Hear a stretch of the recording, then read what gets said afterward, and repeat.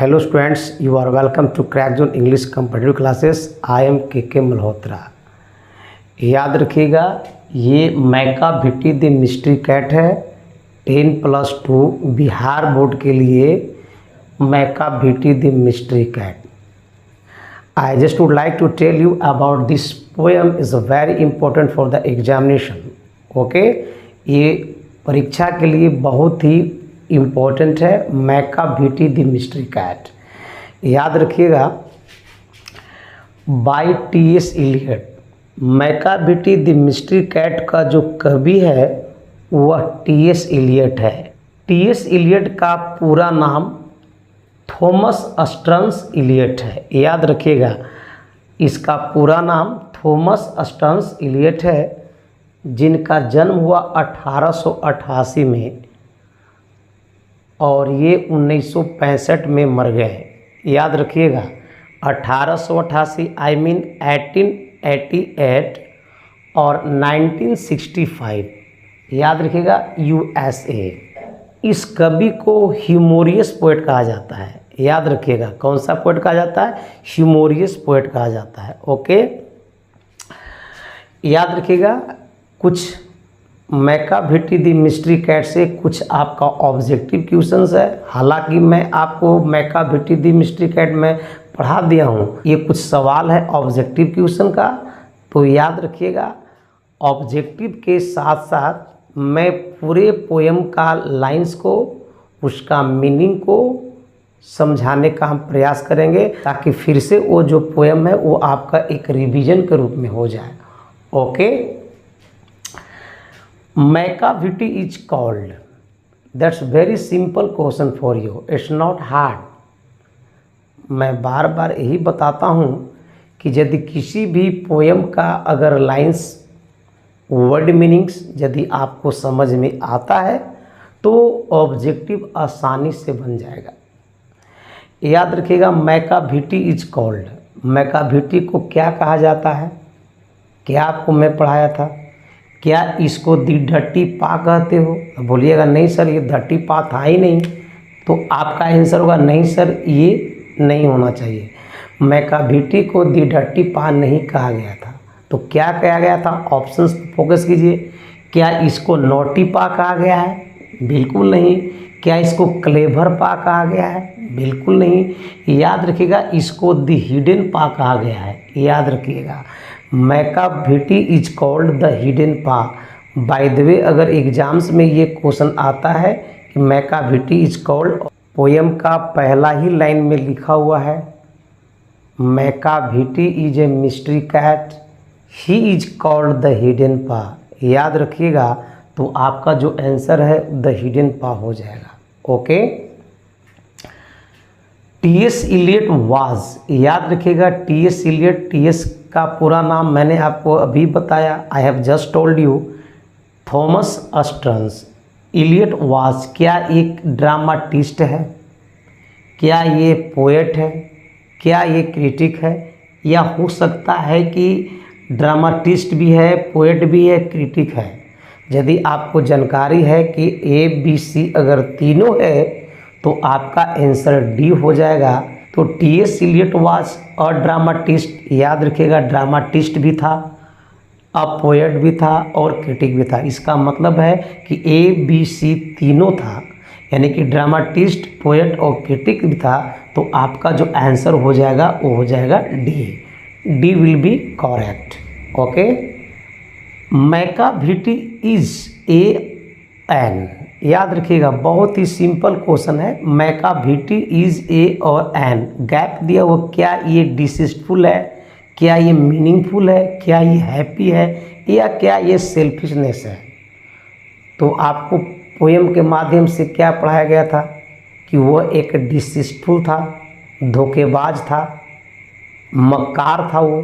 तो याद रखिएगा, आपका जो आंसर हो जाएगा वो हो जाएगा A, meaningful out, happy out, selfishness नहीं।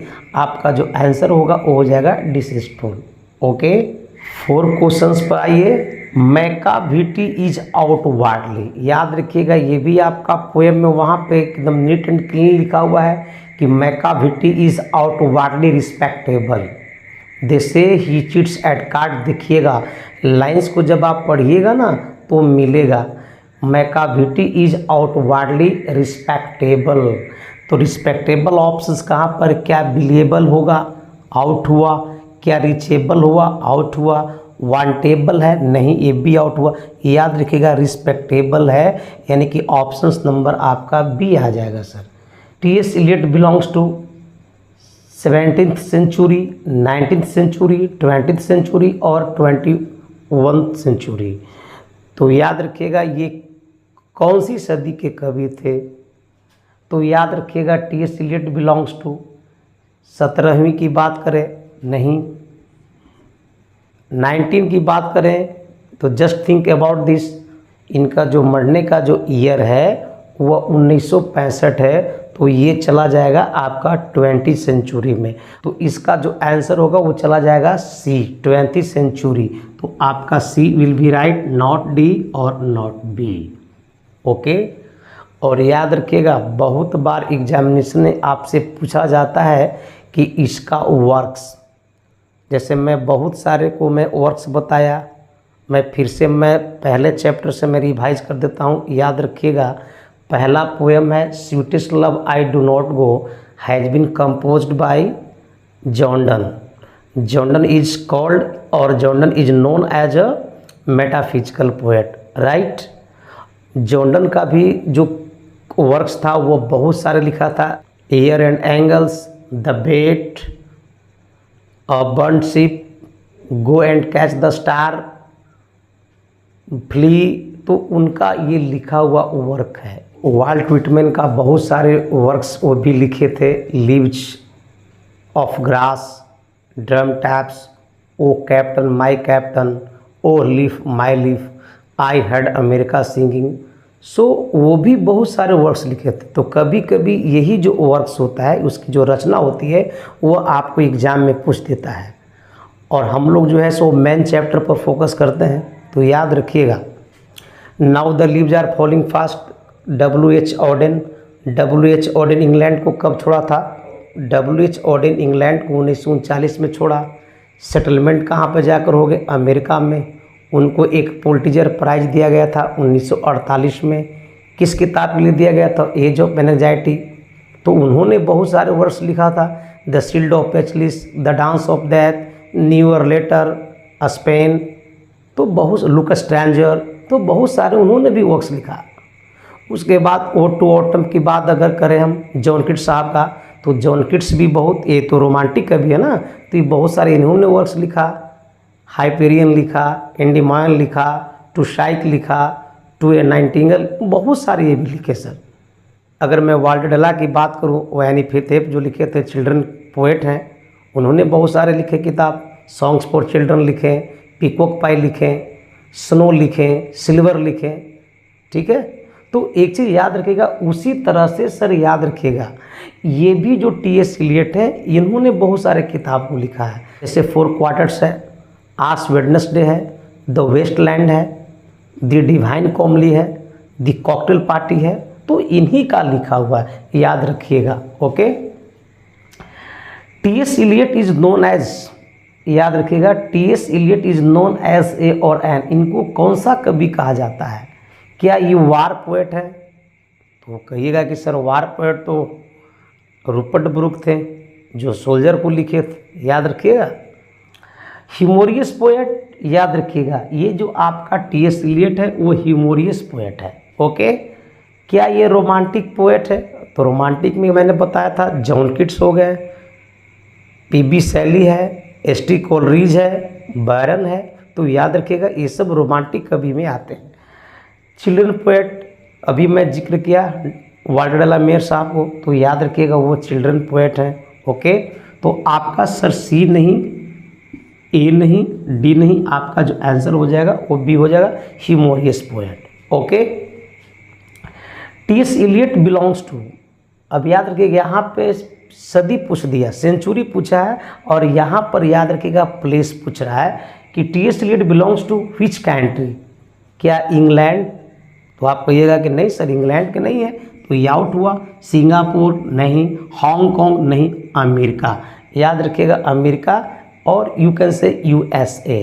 Okay, T S. Eliot was born in, इनका जन्म कब हुआ था? क्या 1988 में हुआ? नहीं, ये आउट हुआ।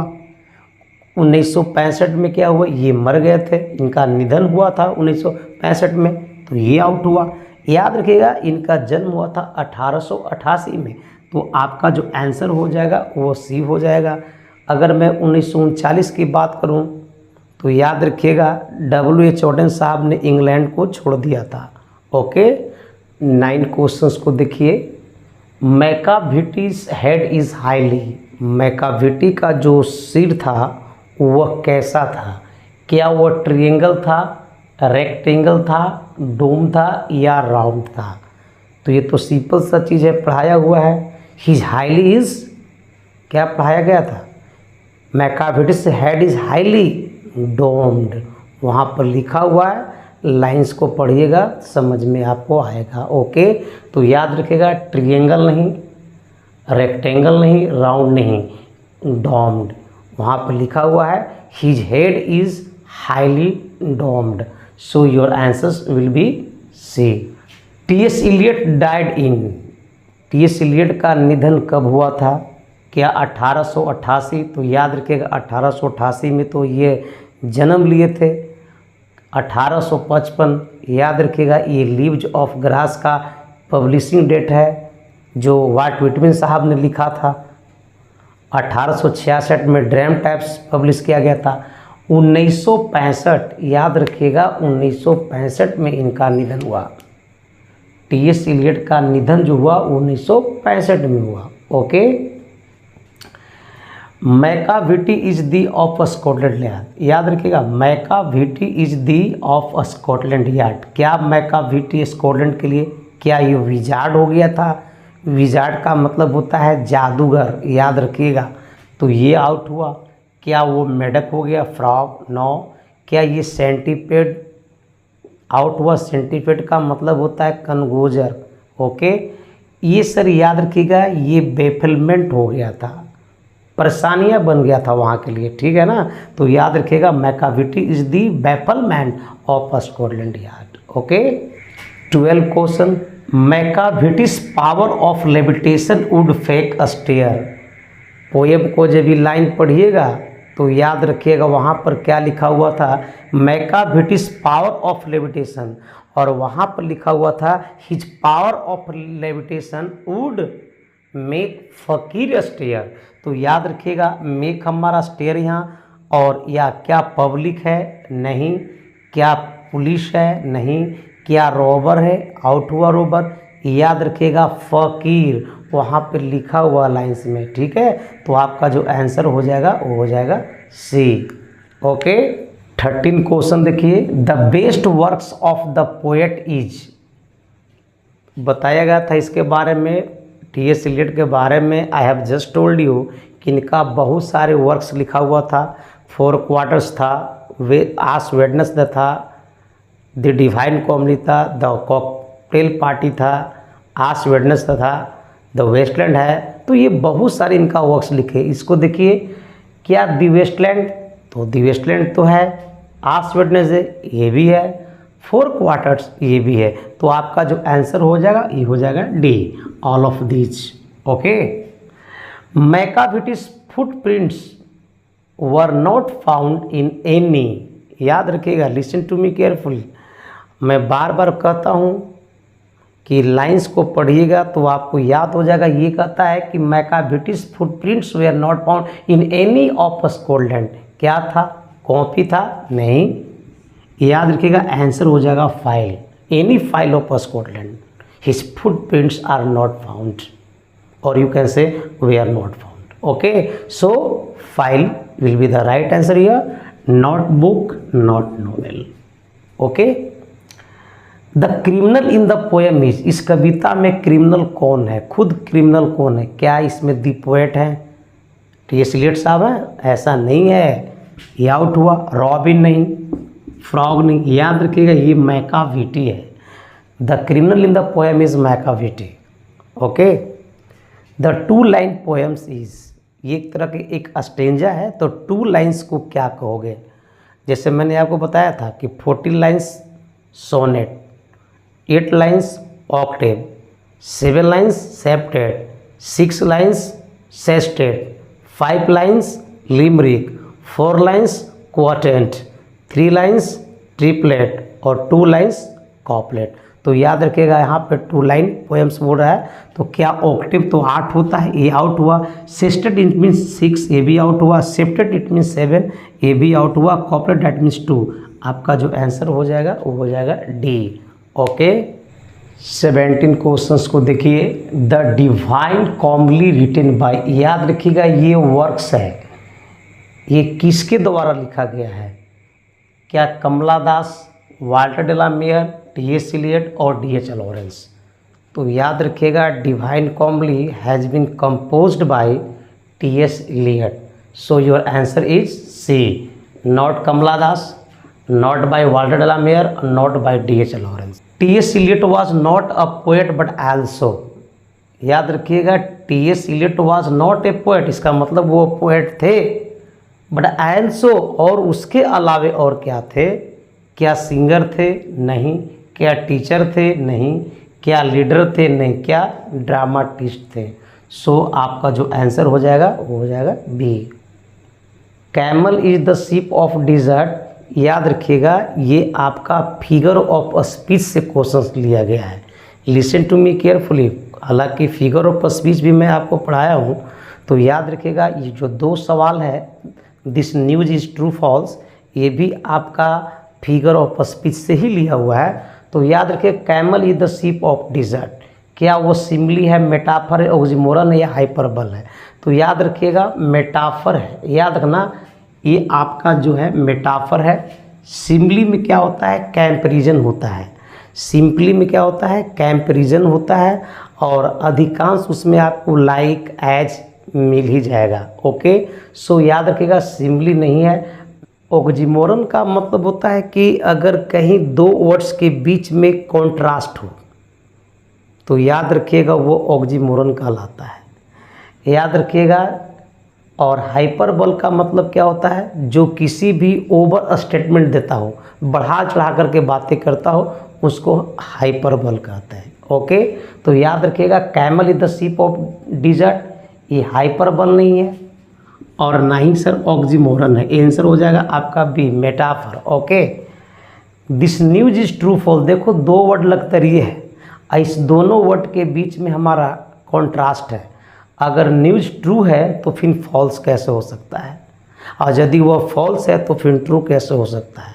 यानी एक दूसरे वर्ड को अगर जो कटाच करता हो उसे हम ऑक्सीमोरन कहते हैं सर। तो याद रखिएगा this news is true false, ये हाइपरबल नहीं है, पर्सनिफिकेशन मानवीयकरण होता है। ओके, तो ये भी आउट हुआ, सिमली तो है नहीं, आपका आंसर हो जाएगा सी। ओके, यदि वीडियो पसंद आता हो तो लाइक शेयर और सब्सक्राइब कीजिएगा। मिलते हैं अगले वीडियो में, तब तक के लिए धन्यवाद।